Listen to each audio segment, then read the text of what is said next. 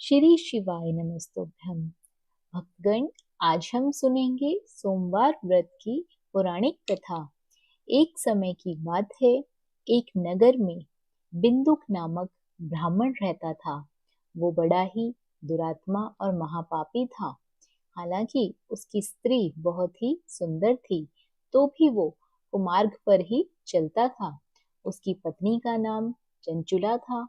वह सदा उत्तम धर्म का पालन में लगी रहती थी, तो भी वह दुष्ट ब्राह्मण वैश्यगामी हो गया था। इस तरह कुकर्म में लगे हुए उस बिंदुक के बहुत वर्ष व्यतीत हो गए। उसकी स्त्री चंचुला काम से पीड़ित होने पर भी, स्वधर्म नाश के भय से कलेश सहकर भी दीर्घ काल तक धर्म से भ्रष्ट नहीं हुई, परंतु दुराचारी पति के आचरण से प्रभावित होकर आगे चलकर वो भी दुराचारिणी हो गई। इस तरह दुराचार में डूबे हुए उन मूढ़चित वाले पति पत्नी का बहुत सा समय व्यर्थ हो गया। तदंतर शूद्र जातीय वैश्य का पति बना हुआ वह दूषित बुद्धि वाला दुष्ट ब्राह्मण बिंदुक समय अनुसार मरकर नरक में जा पड़ा। बहुत दिनों तक नरक का दुख भोगकर वह मूढ़ बुद्धि पापी विंध्य पर्वत पर भयंकर पिशाच हुआ। इधर उस दुराचारी पत्नी बिंदुक के मर जाने पर वह मूढ़ हृदय चंचुला बहुत समय तक अपने पुत्रों के साथ अपने घर में रही। एक दिन देवयोग से किसी पुण्य पर्व के आने पर भाई बंधुओं के साथ गोकर्ण क्षेत्र में गई। तीर्थ यात्रियों के संग उसने भी उस समय जाकर किसी तीर्थ के जल में स्नान किया। फिर वह बंधुजनों के साथ यत्र तत्र घूमने लगी। घूमती घामती किसी देव मंदिर में गई। वहां उसने एक देवज्ञ ब्राह्मण के मुख से भगवान शिव की परम पवित्र एवं मंगलकारिणी उत्तम पुराणिक कथा सुनी। कथावाचक ब्राह्मण कह रहे थे कि जो स्त्री पुरुषों के साथ व्यभिचार करती है, वो मरने के बाद यमलोक जाती है। तब यमराज के दूत उनकी योनि में तपे हुए लोहे का परिध डालते हैं। पुराणिक ब्राह्मण के मुख से यह वैराग्य बढ़ाने वाली कथा सुनकर चंचुला भय से व्याकुल होकर वहां पर कांपने लगी। कथा समाप्त हुई और सुनने वाले सब लोग बाहर चले गए। तब वह भयभीत नारी एकांत में शिव पुराण कथा वाचने वाले ब्राह्मण से कहती है, हे ब्राह्मण, मैं अपने धर्म को नहीं जानती थी, इसलिए मेरे द्वारा बड़ा दुराचार हुआ है। मेरे ऊपर अनुपम कृपा करके आप मेरा उद्धार कीजिए। आज आपके वैराग्य रस से इस प्रवचन को सुनकर मुझे बड़ा ही भय लग रहा है। मैं कांप उठी हूँ। मुझे इस संसार से वैराग्य हो गया है। मूढ़चित वाली पापिनी को धिक्कार है। मैं सर्वथा निंदा के योग्य हूँ और अपने धर्म से विमुख हो गई हूँ। न जाने किस किस घोर कष्टदायक दुर्गति में मुझे पड़ना पड़ेगा, और वहां कौन बुद्धिमान पुरुष को मार्ग में मन लगने वाली मुझ पापनी का साथ देगा। मृत्यु काल में उन भयंकर यमदूतों को मैं कैसे देखूंगी।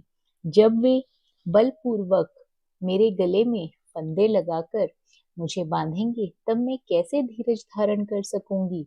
नरक में जब मेरे शरीर के टुकड़े टुकड़े किए जाएंगे, उस समय विशेष दुख देने वाली उसी महायातना को मैं कैसे सहूंगी।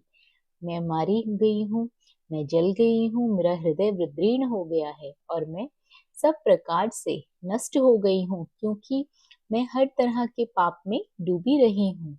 हे ब्राह्मण, आप ही मेरे गुरु हैं, आप ही मेरी माता और पिता है। मैं आपकी शरण पर आई हूँ। मुझ दीन अबला पर आप ही उद्धार करें। तो ये बात सुनकर ब्राह्मण जी ने कहा, इस प्रकार खेद और वैराग्य से युक्त चंचुला ब्राह्मण देवता के चरणों पर गिर पड़ी। तब बुद्धिमान ब्राह्मण ने उसे कृपा पूर्वक उठाया और कहा, हे नारी, सौभाग्य की बात है कि भगवान शिव की कृपा से शिव पुराण की इस वैराग्य कथा को सुनकर तुम्हें समय पर चेत हो गया है। हे ब्राह्मण पत्नी, तुम डरो मत, भगवान शिव की शरण में जाओ। शिव की कृपा से सारा पाप तत्काल ही नष्ट हो जाता है। मैं तुमसे भगवान शिव की कीर्ति कथा से युक्त उस परम वस्तु का वर्णन करूंगा, जिससे तुम्हें सदा सुख देने वाली उत्तम गति प्राप्त होगी। शिव की उत्तम कथा सुनने से ही तुम्हारी बुद्धि पश्चाताप से युक्त और शुद्ध हो गई है। साथ ही तुम्हारे मन में विषयों के प्रति वैराग्य हो गया है। पश्चाताप ही पाप करने वाले पापियों के लिए सबसे बड़ा प्रायश्चित है। सत्पुरुषों ने सबके लिए पश्चाताप को ही सबसे बड़ा शोधक बताया है। पश्चाताप से ही सभी पापों की शुद्धि हो जाती है। वास्तव में पापों का प्रायश्चित होता है, क्योंकि सत्पुरुषों ने समस्त पापों की शुद्धि के लिए प्रायश्चित का ही उपदेश दिया है। परंतु जिसे अपने कुकृत्य पर हार्दिक पश्चाताप होता है, वह अवश्य ही उत्तम गति का भागी होता है। इसमें कोई संशय नहीं है। शिव पुराण की कथा सुनने से जैसे ही चित्त की शुद्धि होती है, वैसे दूसरे उपायों से बिल्कुल नहीं होती। जैसे दर्पण साफ करने पर निर्मल हो जाता है, उसी प्रकार शिव पुराण की कथा से चित्त अत्यंत शुद्ध हो जाता है। इसमें कोई संशय नहीं है। मनुष्यों के शुद्ध चित्त में जगदम्बा पार्वती सहित भगवान शिव विराजमान रहते हैं। इससे वह विशुद्ध आत्मा पुरुष और श्री श्याम सदाशिव के पद को प्राप्त होता है। इस उत्तम कथा का श्रवण करने से समस्त मनुष्यों के लिए कल्याण होता है। भगवान शिव की कथा सुनकर फिर अपने हृदय में उसका मनन करके इस पूर्णता चित्त की शुद्धि हो जाती है। चित्त शुद्धि होने से महेश्वर की भक्ति अपने दोनों पुत्रों ज्ञान और वैराग्यों के साथ निश्चय ही प्रकट होती है। तत्पश्चात महेश्वर के अनुग्रह से दिव्य मुक्ति प्राप्त होती है। इसलिए तुम विषयों से मन को हटा लो हे ब्राह्मण पत्नी। भक्ति भाव से भगवान शंकर की पावन कथा को सुनो। परमात्मा शंकर की इस कथा को सुनने से तुम्हारे चित्त की शुद्धि होगी। ब्राह्मण शिव भक्तों में श्रेष्ठ स्वामिन है। चंचुला ने कहा, आप धन्य हैं ब्राह्मण, परमार्थदर्शी हैं और सदा परोपकार में लगे रहते हैं, इसलिए श्रेष्ठ साधु पुरुषों में प्रशंसा के योग्य हैं। मैं नरक के समुद्र में गिर रही हूँ, आप मेरा उद्धार कीजिए, उद्धार कीजिए। तो ऐसा कहकर दोनों हाथ जोड़कर उनका अनुग्रह पाकर चंचुला उस शिव पुराण की कथा को सुनने की इच्छा मन में लिए उन ब्राह्मण देवता की सेवा पर तत्पर हो वहां रहने लगी। तदंतर शिव भक्तों में श्रेष्ठ और शुद्ध बुद्धि वाले ब्राह्मण देवता ने उसी स्थान पर उस स्त्री को शिव पुराण की उत्तम कथा सुनाई। इस प्रकार उस गोकर्ण नामक महाक्षेत्र में उन्हें श्रेष्ठ ब्राह्मण से उसने शिव पुराण की परम उत्तम कथा सुनी, जो भक्ति ज्ञान और वैराग्य को बढ़ाने वाली तथा मुक्ति प्रदान करने वाली है। उस परम उत्तम कथा को सुनकर ब्राह्मण पत्नी अत्यंत कृतार्थ हो गई। उसका चित्त शीघ्र ही शुद्ध हो गया। भगवान शिव के अनुग्रह से उसके हृदय में शिव के सगुण रूप का चिंतन होने लगा। इस प्रकार भगवान शिव में लगी रहने वाली उत्तम बुद्धि पाकर शिव के सच्चिदानंदमय स्वरूप का बारंबार चिंतन शुरू करने लगी। तत्पश्चात समय के पूरे होने पर भक्ति ज्ञान और वैराग्य से युक्त हुई चंचुला ने अपने शरीर को बिना किसी कष्ट के त्याग दिया। इतने में ही त्रिपुर शिव भगवान शिव का भेजा हुआ दूत एक दिव्य विमान दूत गति से वहां पहुंचा, जो उनके अपने गणों से संयुक्त और भांति भांति के शोभा साधनों से संपन्न था। चंचुला उस विमान पर आरूढ़ हुई और भगवान शिव के श्रेष्ठ पार्षदों से उसे तत्काल शिवपुरी पहुंचा दिया। उसके सारे मल धुल गए और दिव्य रूप धारणी दिव्यांगना हो गई। उसके दिव्य अवयव उसकी शोभा बढ़ा रहे थे। मस्तक पर अर्धचंद्राकार का मुकुट धारण किए हुए गौरांगी देवी शोभाशाली दिव्य आभूषण से विभूषित शिवपुरी में पहुंचकर उसने सनातन देवता त्रिनेत्रधारी महादेव जी को देखा। सभी मुख्य मुख्य देवता उनकी सेवा में खड़े थे। गणेश, भृंगी, नंदीश्वर आदि सभी उनकी उत्तम सेवा में भक्ति भाव से उपस्थित थे। उनकी अंग कांति करोड़ों सूर्यों की भांति प्रकाशित हो रही थी। कंठ में नील चिन्ह शोभा पाता था। 5 मुख और प्रत्येक मुख में 3-3 नेत्र थे। मस्तक पर अर्धचंद्राकार मुकुट शोभा देता था। उन्होंने अपने वामांग में मां गौरी को बिठा रखा था, जो विद्युत पुंज के समान प्रकाशित थी। गौरीपति महादेव जी की कांति कपूर के समान गौर थी। उनका सारा शरीर श्वेत भस्म से भाषित था। शरीर पर श्वेत वस्त्र शोभा पा रहे थे। इस प्रकार परम उज्ज्वल भगवान शंकर का दर्शन करके वह ब्राह्मण पत्नी चंचला बहुत प्रसन्न हुई। प्रीतियुक्त होकर उसने बड़े उतावली के साथ भगवान शिव को बारंबार प्रणाम किया। फिर हाथ जोड़कर बड़े प्रेम और आनंद से, संतोष से युक्त हो विनीत भाव से खड़ी हो गई। उसके नेत्रों में आनंद की अविरल धारा बहने लगी तथा संपूर्ण शरीर में रोमांच हो गया। उस समय भगवती पार्वती और भगवान शंकर ने उसे बड़ी करुणा के साथ अपने पास बुलाया और सौम्य दृष्टि से उसको देखने लगे। पार्वती जी ने तो दिव्य रूप धारणी बिंदु प्रिया चंचुला को प्रेम पूर्वक अपनी सखी बना लिया। वह उस परमानंद ज्योति स्वरूप सनातन धर्म धाम के अविचल निवास पाकर दिव्य सौख्य से संपन्न हो अक्षय सुख का अनुभव करने लगी। एक दिन परमानंद में मगन हुई चंचुला ने उमा देवी के पास जाकर उन्हें प्रणाम किया और दोनों हाथ जोड़कर उनकी स्तुति करने लगी। चंचुला बोली, हे गिरिराज नंदिनी स्कंद माता उमे, मनुष्यों ने सदा आपका सेवन किया है। समस्त सुखों को देने वाले शंभु प्रिय आप ब्रह्म स्वरूपी हैं। विष्णु और ब्रह्मा आदि देवता द्वारा सेव्य हैं। आप ही सगुणा और निर्गुणा हैं तथा आप ही सूक्ष्म सच्चिदानंद स्वरूपिणी आघात प्रकृति हैं। आप ही संसार की सृष्टि, पालन और संहार करने वाली हैं। तीनों गुणों का आश्रय भी आप ही हैं। ब्रह्मा, विष्णु और महेश्वर इन तीनों देवताओं का निवास स्थान तथा उनकी उत्तम प्रतिष्ठा करने वाली पराशक्ति आप ही हैं।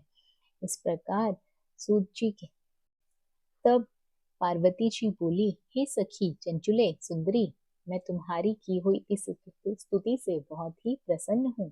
बोलो, क्या वर मांगती हो? तुम्हारे लिए मुझे कुछ भी न देने योग्य नहीं है। चंचुला बोली, निष्पाप गिरिराज कुमारी, मेरे पति बिंदुक इस समय कहाँ है? उनकी कैसी गति हुई है ये मैं नहीं जानती। कल्याणमयी दीनवत्सले, मैं अपने उन पतिदेव से जिस प्रकार संयुक्त हो सकूं वैसा ही उपाय कीजिए। महेश्वरी महादेवी, मेरे पति एक शूद्र जातीय वैश्य के प्रति आसक्त थे, पाप में डूबे हुए थे। उनकी मौत मुझसे पहले ही हो गई थी। न जाने वे किस प्रकार गति को प्राप्त हुए। तो गिरिराज बोली, बेटी, तुम्हारा बिंदुक नामक पति बड़ा पापी था। उसका अंतःकरण बहुत ही दूषित था। वैश्य का उपभोग करने वाला वह महामूढ़ मरने के बाद नरक में पड़ा है। अगणित वर्षों तक नाना प्रकार के दुख भोग कर वह पापात्मा अपने शेष पापों को भोगने के लिए विंध्य पर्वत पर पिशाच बन के बैठा है। इस समय वह पिशाच अवस्था में है, नाना प्रकार के कलेश उठा रहा है। वह दुष्ट वहीं वायु पीकर रहता है और सदा सब प्रकार के कष्ट सहता है। तब चंचुला बोली, हे महेश्वरी महादेवी, मुझ पर कृपा कीजिए और दूषित कर्म करने वाले मेरे उस पति का उद्धार कीजिए। देवी, कुत्सित बुद्धि वाले मेरे उस पापात्मा पति को किस उपाय से उत्तम गति प्राप्त हो सकती है, मुझे शीघ्र ही बतलाइए। आपको नमस्कार है। तब पार्वती जी ने कहा, तुम्हारा पति अगर शिव पुराण की पुण्य में उत्तम कथा सुने तो उसे दुर्गति को पार करके उत्तम गति का वो भागी बनेगा। अमृत के समान मधुर अक्षरों से युक्त गौरी देवी का यह वचन आदर पूर्वक सुनकर चंचुला ने हाथ जोड़ मस्तक झुकाकर उन्हें बारंबार प्रणाम किया और अपने पति के समस्त पापों की शुद्धि तथा उत्तम गति की प्राप्ति के लिए पार्वती देवी से ये प्रार्थना की, मेरे पति को शिव पुराण सुनाने की व्यवस्था होनी चाहिए। वह ब्राह्मण पत्नी के बार बार प्रार्थना करने पर शिव प्रिय गौरी देवी को उस पर दया आ गई। उन भक्तवत्सला महेश्वरी गिरिराज कुमारी ने भगवान शिव की उत्तम कीर्ति का गान करने लगी और गंधर्वराज तुमरू को बुलाकर उसने प्रसन्नता पूर्वक इस प्रकार कहा, तुमरू, तुम्हारे भगवान शिव में प्रीति है। तुम मेरे मन की बातों को जानकर मेरे अभिष्ट कार्य को सिद्ध करने वाले हो, इसलिए मैं तुमसे एक बात कहती हूँ, तुम्हारा कल्याण हो। तुम मेरी इस सखी के साथ शीघ्र ही विंध्य पर्वत पर जाओ। वहां एक महाघोर और भयंकर पिशाच रहता है। उसका वृत्तांत तुम आरंभ से ही सुनो। मैं तुमसे प्रसन्नता पूर्वक सब कुछ बताती हूँ। पूर्व जन्म में वह पिशाच बिंदुक नामक एक ब्राह्मण था। मेरी इस सखी चंचुला का पति था, परंतु दुष्ट वैश्यगामी होने के कारण स्नान संध्या आदि नित्य कर्म छोड़कर अपवित्र रहने लगा। क्रोध के कारण उसकी बुद्धि पर मूढ़ता छा गई थी। वह विवेक नहीं पा रहा था। अभक्षण भक्षण, सज्जनों से द्वेष और दूषित वस्तुओं का दान लेने लगा था। यही उसका स्वाभाविक कर्म बन गया था। वह अस्त्र शस्त्र लेकर हिंसा करता था, बाएं हाथ से खाता था, दीनों को सताता था, क्रूरता पूर्वक पराये घरों में आग लगा देता था, चंडालों से प्रेम करता था, प्रतिदिन वैश्य के संपर्क में रहता था, बड़ा दुष्ट था, पापी था। अपनी पति का परित्याग करके दुष्टों के संग में ही आनंद मनाता था। वह मृत्यु के बाद दुराचार में फंसा रहा। अंतकाल आने पर उसकी मृत्यु हो गई। वह पापियों के भोग स्थान घोर यमपुर में गया।